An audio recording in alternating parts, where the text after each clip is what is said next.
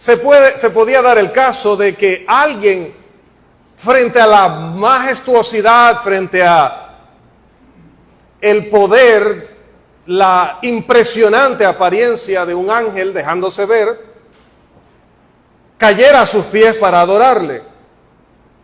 Pero ¿qué le dijo el ángel al apóstol Juan allá en Apocalipsis? No hagas eso, adora a Dios. En cambio, cuando los discípulos se postraron para adorar a Cristo, a Jesús, porque vieron su poder sobre la naturaleza, Él en ningún momento los corrigió. Él permitió que le adoraran. Él es superior a los ángeles. Él es la imagen misma de Dios, dice el versículo 3. ¿En qué capítulo estamos? En el capítulo 1. ¿De qué libro? Eso. Que el frío a veces nos puede desconcentrar. Además nos dice en los versos 8 al 12 que Él tiene un reino, pero que ese reino, a diferencia de Babilonia que cayó, a diferencia de Asiria que cayó, a diferencia del imperio medo-persa que cayó, a diferencia del imperio griego que cayó, a diferencia del imperio romano que cayó, el reino de Él permanece para siempre. 1, 8 al 12 de Hebreos. Pero además, hermanos, dice el autor de esta epístola, ¿cómo vamos a abandonar a Cristo si Cristo es superior a Adán, a Abraham, a Moisés, a Josué, a Isaías, a Jeremías, a Ezequiel, a Daniel, a cualquier hombre de Dios y cualquier líder del pueblo de Dios en la historia, porque Él es el autor de nuestra salvación? Dios no envió a Enoc. Dice que Enoc caminó con Dios y Dios le llevó. No está dentro del alcance de esta lección responderle cómo y por qué. Pero fue un hombre íntegro en todo el sentido de la palabra, un hombre único en su manera de mantenerse puro delante de Dios. Y Dios se lo llevó. Pero no envió luego a Enoc para que muriera por nosotros. Dice también la Escritura que en un momento Dios decidió llevarse a otro hombre, un gran líder también del pueblo de Dios. También lo tomó y se lo llevó. ¿Quién era ese? El profeta Elías. Pero no envió a Elías a morir por nosotros. Solamente Jesús es el autor de nuestra salvación. Capítulo 2, versículo 10, por favor. Capítulo 2, versículo 10.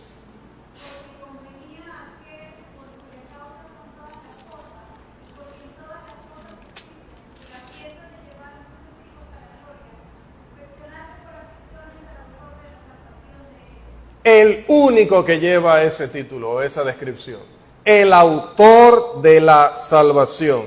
Como Moisés fue el líder de Israel, el capitán de Israel, porque el término original, que en la Reina Valera se traduce como autor, realmente el término original habla de un capitán, de un líder.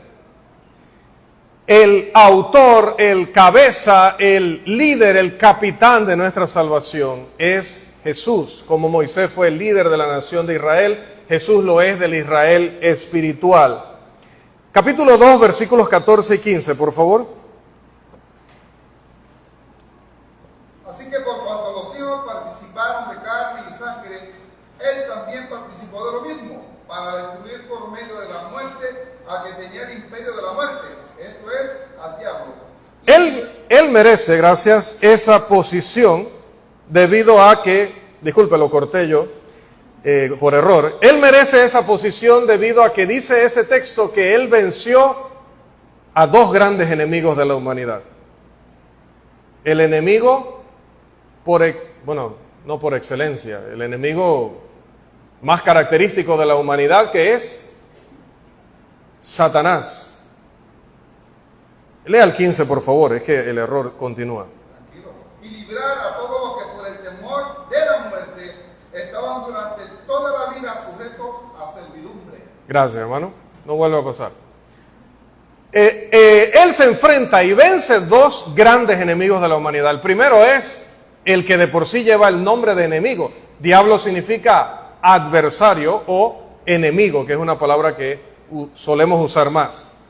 Y el otro enemigo que él venció es otro que también nos aterra, nos llena de miedo. De hecho, cuando las personas tienen miedo de encontrarse a Satanás en el camino, bueno, vamos a ser más específicos aún, porque realmente no tienen temor de enfrentarse a Satanás. Les encanta toparse a Satanás, bailar con Satanás, caminar con Satanás, escuchar a Satanás, reírse con Satanás y dormir y levantarse con Satanás.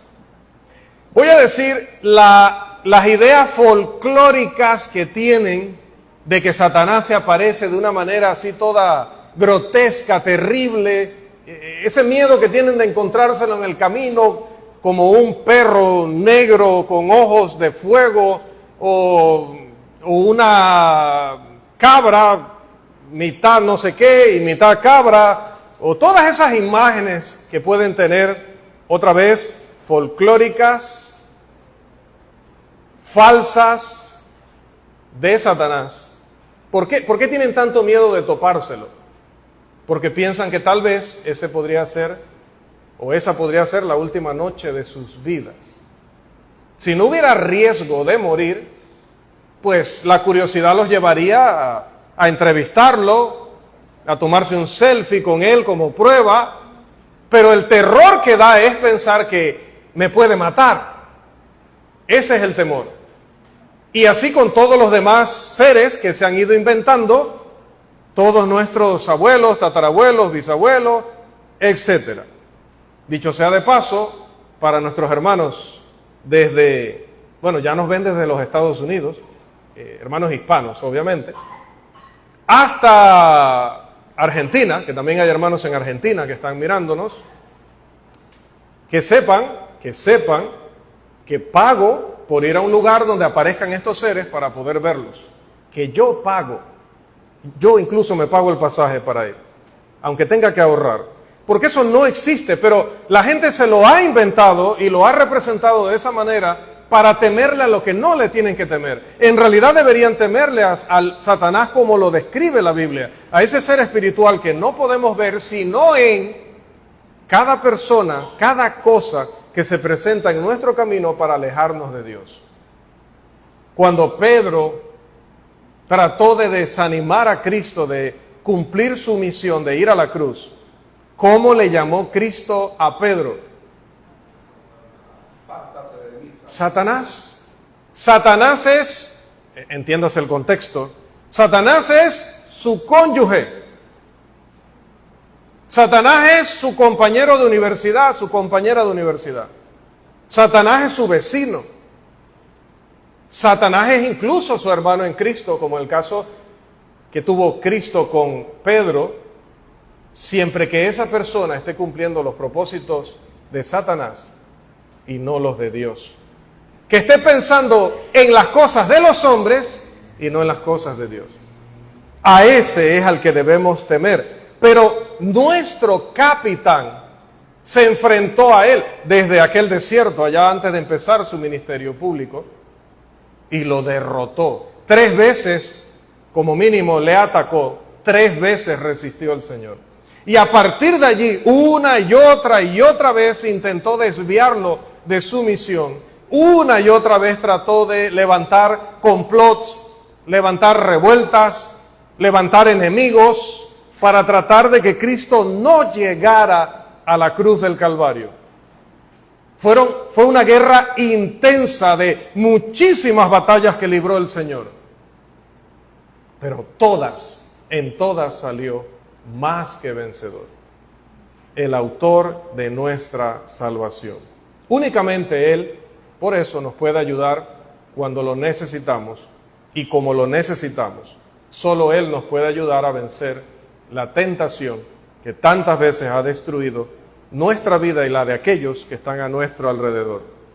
Número 3, ¿cómo vamos a abandonar el cristianismo si el dueño, el cabeza del cristianismo es superior a Moisés? Y nos movemos al capítulo 3 de Hebreos. Pero coloque allí, por favor, el divisor y vamos al Antiguo Testamento.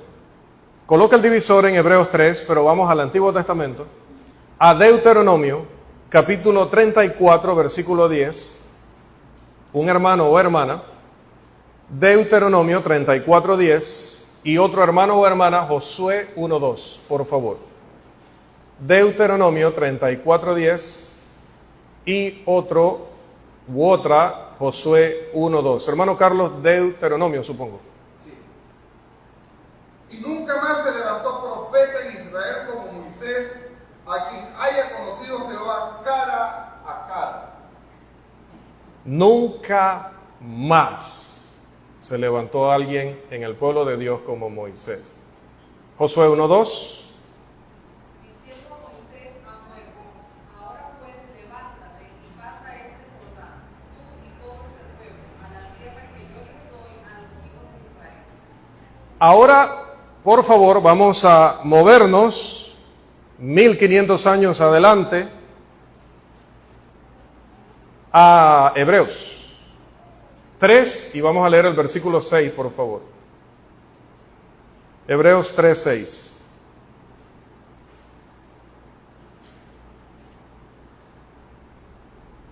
Pero Cristo como hijo sobre su casa, la cual casa somos nosotros, si retenemos firme hasta el fin la confianza y el gloriarnos en la esperanza. Primero ha dicho, y Moisés como siervo fue fiel en toda la casa de Dios.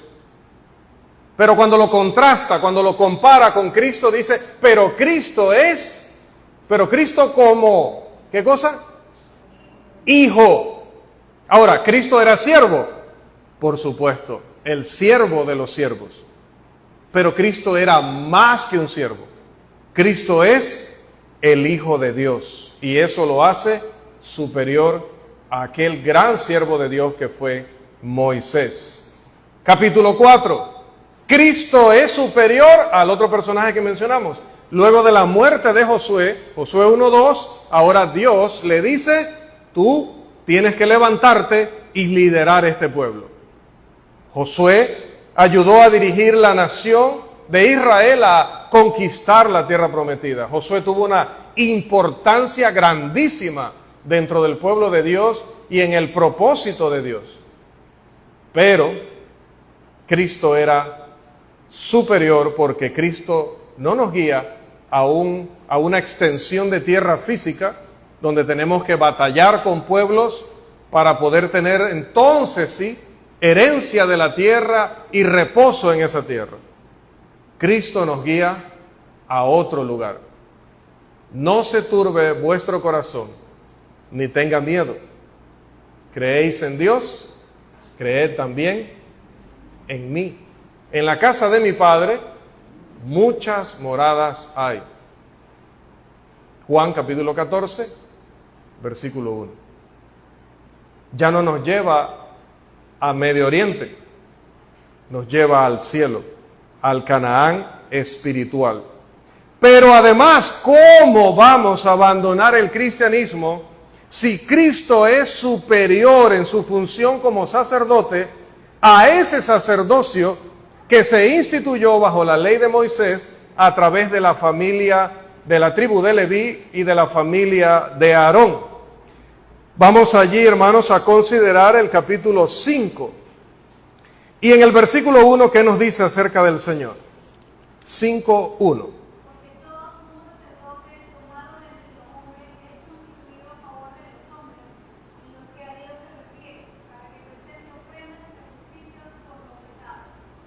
Se toma de entre los hombres a alguien para que ofrezca sacrificios y oraciones por los que han pecado, pero luego va a explicar, pero este hombre que es elegido para esa función tiene un serio problema.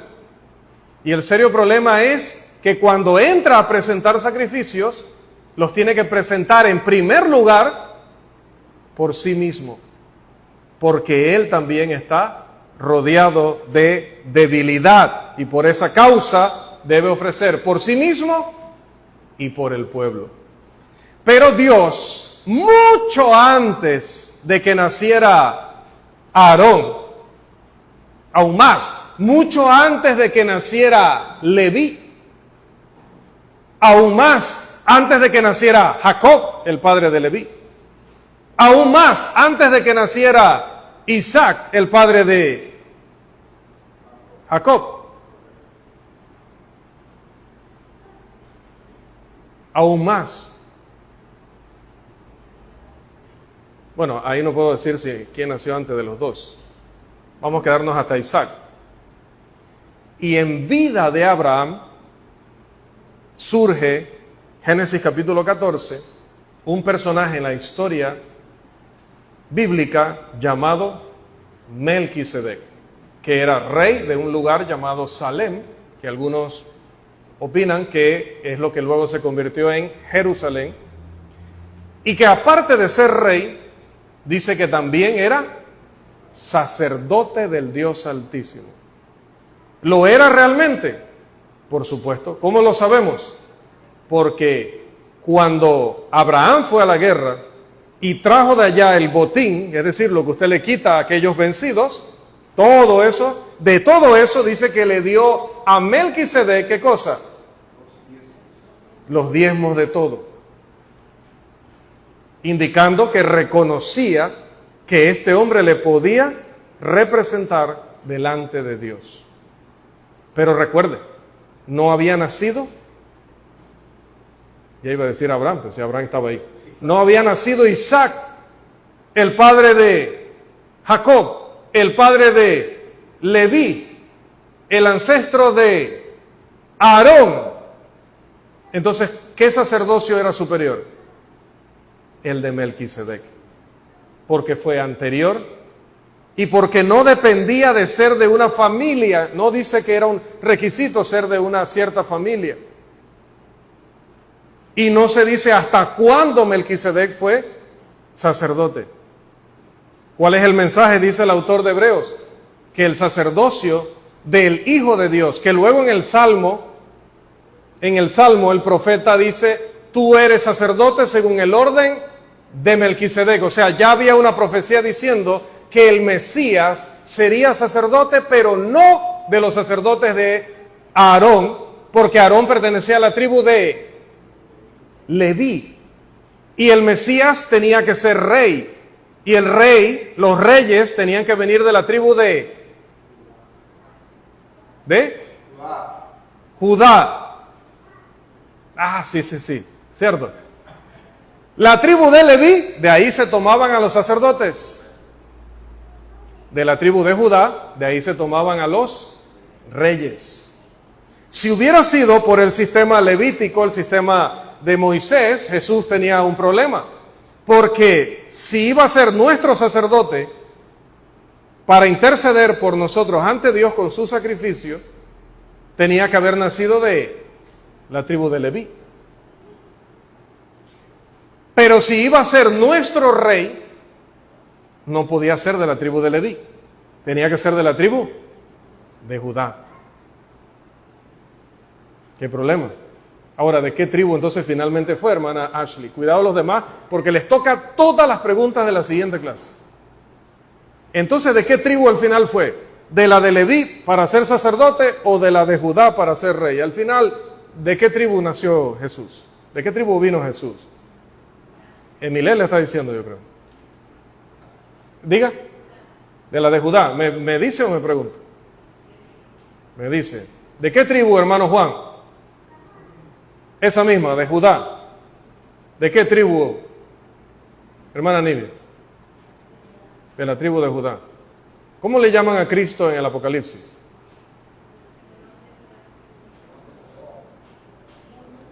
El león de la tribu de Judá, nuestro rey. Entonces es rey por nacimiento, tiene derecho al trono por ser descendiente de David. Recuerde que también le llaman el hijo de David. Pero tiene todo el derecho a ser sacerdote porque su sacerdocio es superior. Procede de la línea de Melquisedec. No tiene principio ni fin. No se habla de genealogías, no se habla de pertenecer a cierta tribu, y por eso puede ser sacerdote para siempre. ¿Cómo van a abandonar el sacerdote de ese tipo de sacerdocio, valga la redundancia, o al representante de ese sacerdocio, por aquellos que eran constituidos de entre los hombres por medio de una tribu con una fecha de vencimiento, y encima eran hombres débiles que tenían que presentar sacrificios por sí mismos? Cristo no, porque en él no se halló pecado nunca. No abandonemos lo excelente por lo inferior. No abandonemos el cristianismo por ninguna filosofía, y como decíamos dentro de los ejemplos, por nada ni por nadie. ¿Con qué dos palabras podríamos resumir la epístola a los Hebreos? Vamos adelante. Que el Señor les bendiga.